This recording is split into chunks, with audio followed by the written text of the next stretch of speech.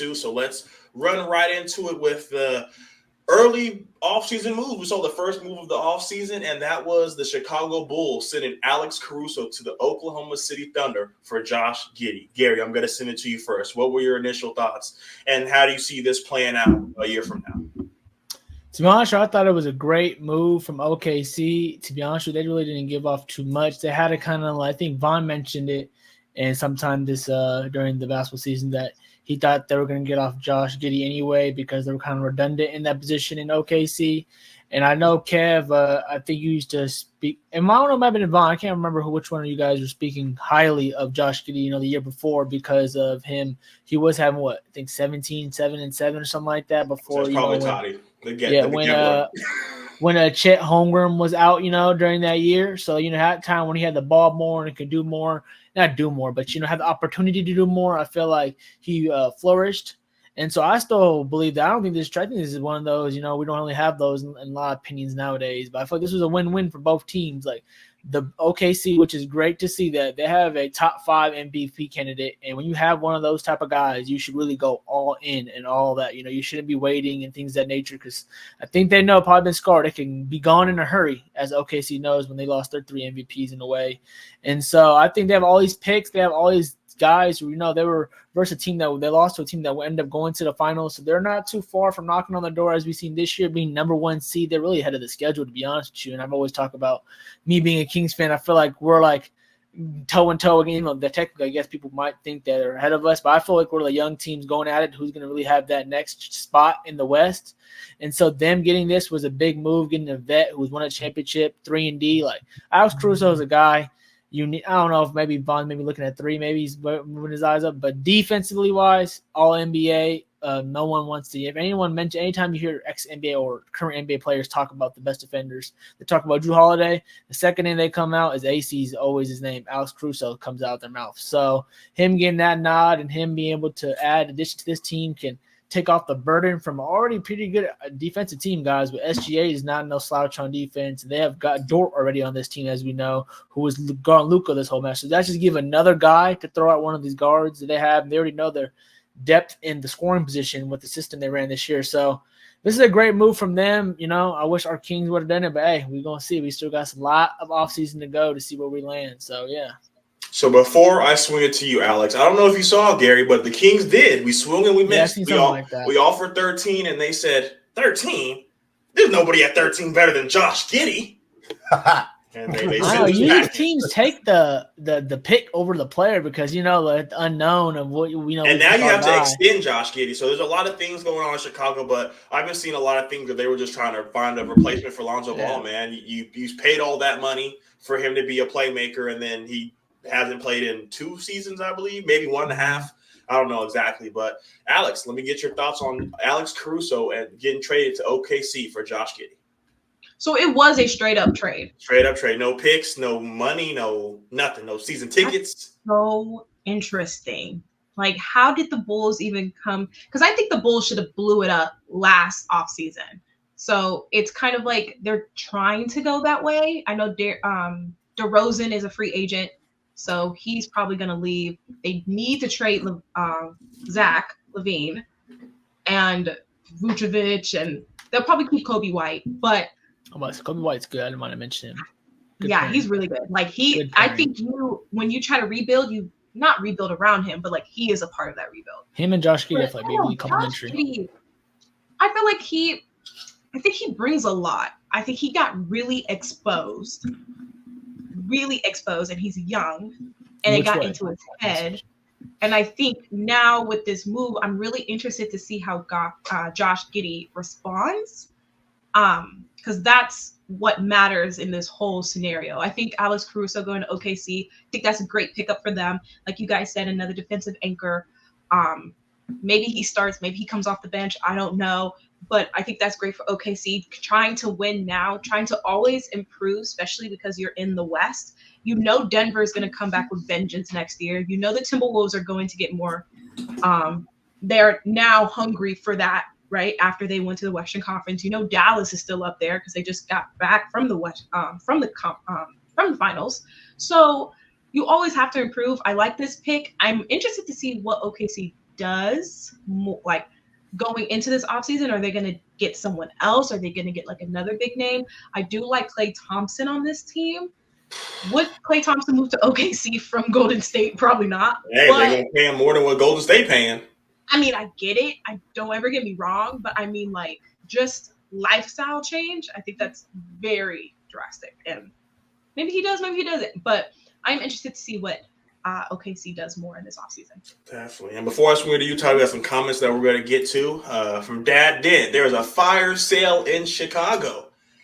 He's mentioning what Alex mentioned, that they should have blew it up a while ago. And I think, like Alex mentioned, they're a year late, and now they're trying to make up on lost time. And before I swing it to you, Toddy, Alex, you mentioned all these teams in the West. You're wearing a Sacramento Proud t-shirt.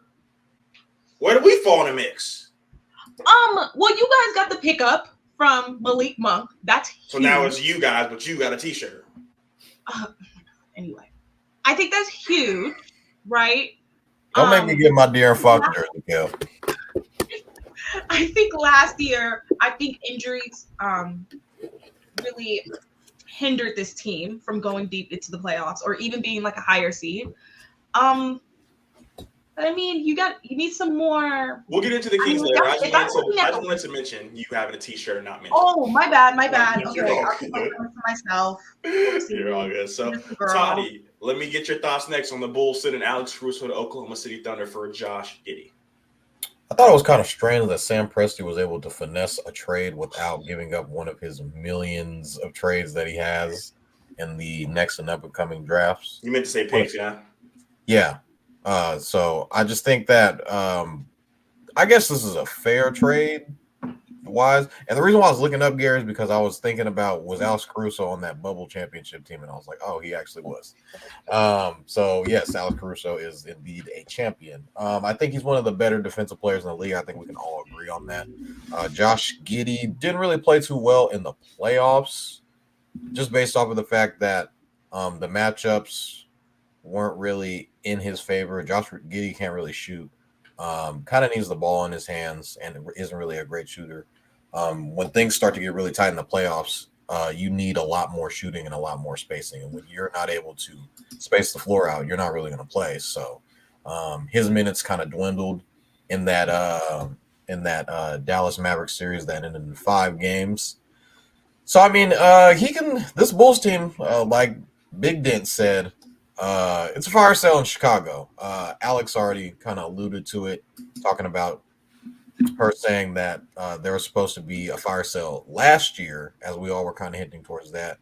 Nothing really happened, and even going into the trade deadline this year, we were kind of all wondering, like, what are the Bulls going to do?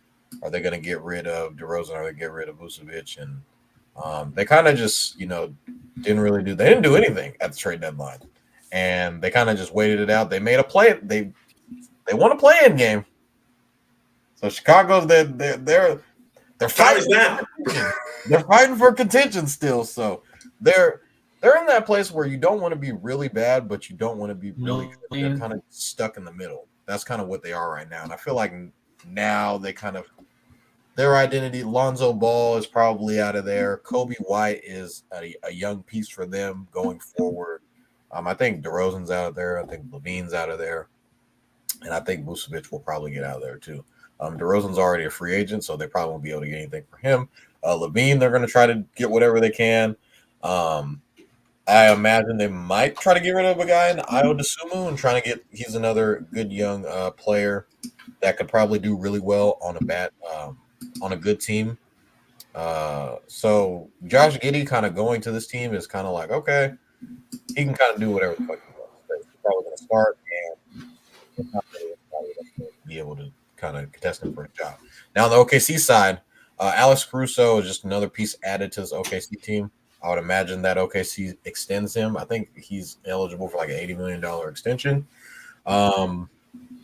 Does he start? I'm kind of looking at it right now. I think Cason Wallace starts.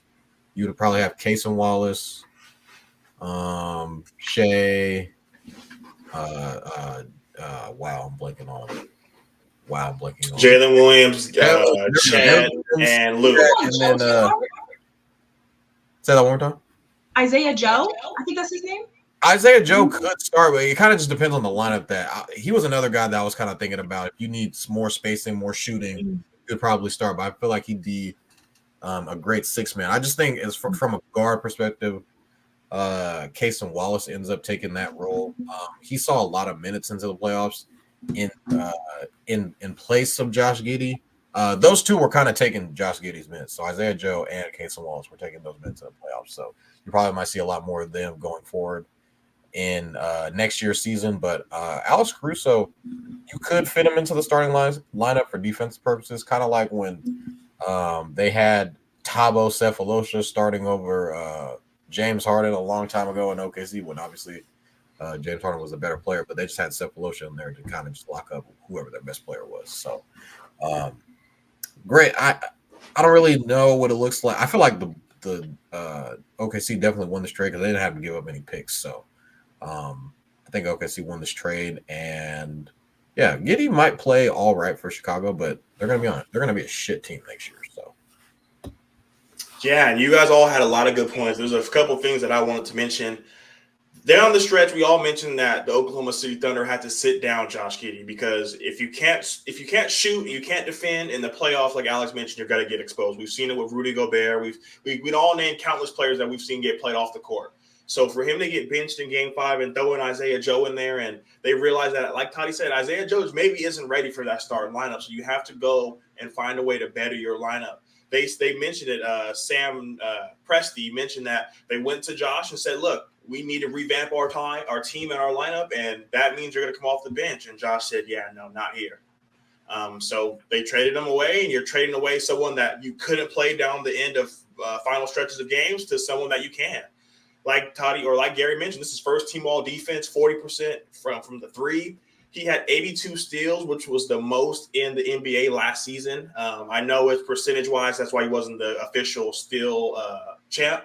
But he's one of the guys that are going to get you deflections. He's got to get you steals. He's got to be able to knock down that three-pointer. And I believe they slide him right next to Shea. I know it kind of depends on, a lot of people think that Shea might be a 2 versus a 1, so you want to play a 1 alongside of him. But like Garry mentioned, this is a first-team All-NBA player, and you have to build around him to win. It was interesting to see the package that they got for him. Like Toddy mentioned, they have all these abundant amounts of picks that they could have traded. They could have traded some of the young guys, but for you to just do a swap, just a fair swap like that, a lot of people are asking, what's going on in Chicago. And it really doesn't make sense because, like I think Alex mentioned it, Kobe White had a breakout season.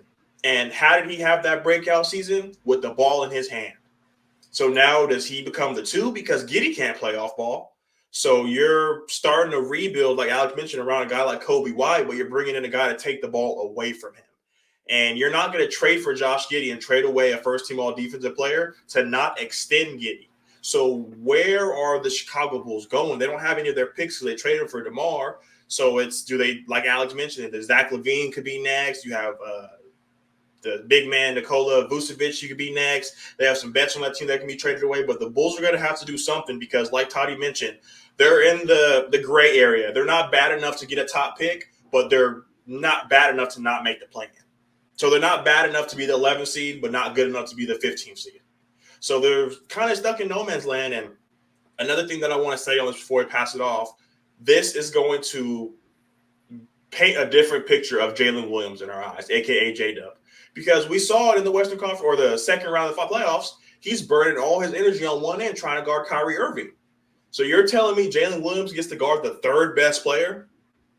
That's a lot of extra motivation, a lot of extra get-up that you have. He was the first second-year player in NBA history to average 19 points on 50% free from the field goal, and 45 or 50% or 45% from three. So 19 points, 50% from the field goal, and 40% from three. So they're bringing in a lot of good things in Oklahoma City Thunder. Does this make them one of the top teams in the West? It's still really early. They still have a whole bunch of picks in that vault. I believe they have 2 lottery picks so they can trade and try to go get some more players or go get more picks. Whatever you can do. You're not paying anybody right now besides SGA. So a 4-year $80 million for Alex Caruso is pocket change for them.